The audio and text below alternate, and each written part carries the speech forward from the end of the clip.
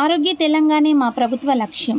ప్రజాపాలన విజయోత్సవాలలో Medchal assembly నియోజకవర్గ incharge తోటకూర వజ్రేష్ యాదవ్.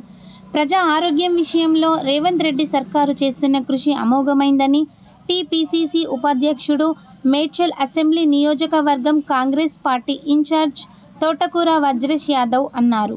మంగళవారం నాడు ప్రజాపాలన విజయోత్సవాలలో భాగంగా ఘట్కేసర్ మున్సిపాలిటీలో జరిగిన కార్యక్రమంలో ఎమ్మెల్సీ విప్ పట్నం మహేందర్ రెడ్డి, మాజీ MLA Malipeddi Sudheer Reddy, Ghatkesar municipality chairman Malli Pavani Jaggayya యాదవ్లతో కలిసి పాల్గొన్నారు.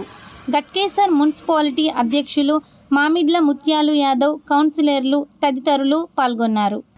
మరి ఇప్పుడు పెద్ద మున్సిపాలిటీ, ఇంతకుముందేమో ఘట్కేసర్ ఎన్ఎంసీ నగర్ ఒకటే కలుస్తూ ఉండే, ఇప్పుడు పక్క ఊర్లు కలిపి పెద్ద మున్సిపాలిటీ అయింది.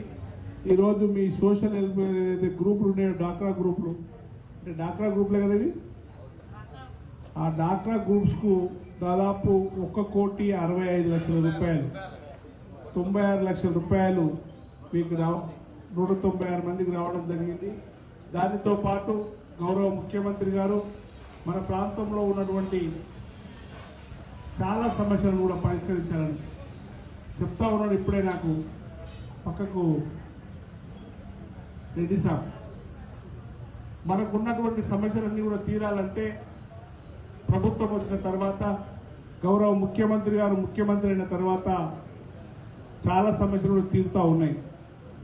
ఈ ఘట్కేసర్ మున్సిపాలిటీలో మనకు 100 పడకల హాస్పిటల్ గత ప్రభుత్వం శాంక్షన్ చేసినప్పటికీ మరి ఉత్త కాగితాలు ఇచ్చిపోయింది, కొండపురంలో స్థలం ఇచ్చింది, దాన్ని ఇప్పటి వరకు కూడా కాలేదు. మరి గౌరవ ముఖ్యమంత్రిని మేము కోరుతా ఉన్నాం, ఖచ్చితంగా 100 పడకల హాస్పిటల్ ఏర్పాటు చేయాలని చెప్పి మీ మేయర్ గారు, అదేవిధంగా మీ చైర్మన్ గారు, అదేవిధంగా చెంగయ్య యాదవ్ గారు రోజు ఎమ్మడబడతా ఉన్నారు.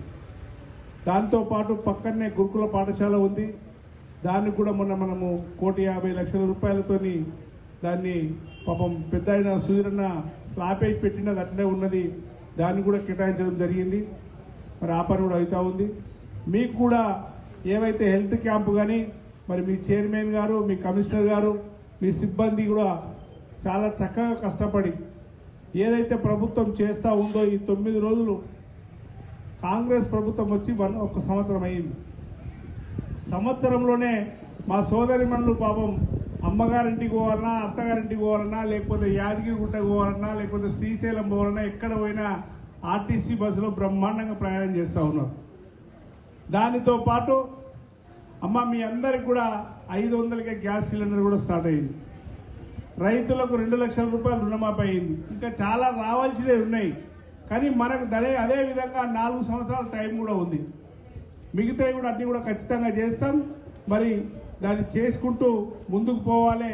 మన ప్రభుత్వం చేస్తున్నటువంటి, గౌరవ ముఖ్యమంత్రి గారు చేస్తున్నటువంటి ఆలోచన మేరకు గౌరవ ముఖ్యమంత్రి గారు దాదాపు 16 గంటలు కష్టపడుతూ ఉన్నాడు.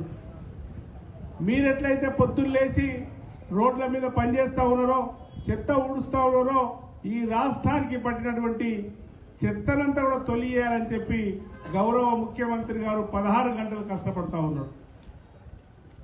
మరి అతను కష్టపడుతున్నటువంటి క్రమంలో సంవత్సరం లోపల ఈ ఉత్సవాలు పెట్టి ఎక్కడికక్కడ ఎన్ని పనులు చేసినామో చెప్పాలన్న ఉద్దేశంతో ఈ కార్యక్రమాలు తీసుకున్నాం.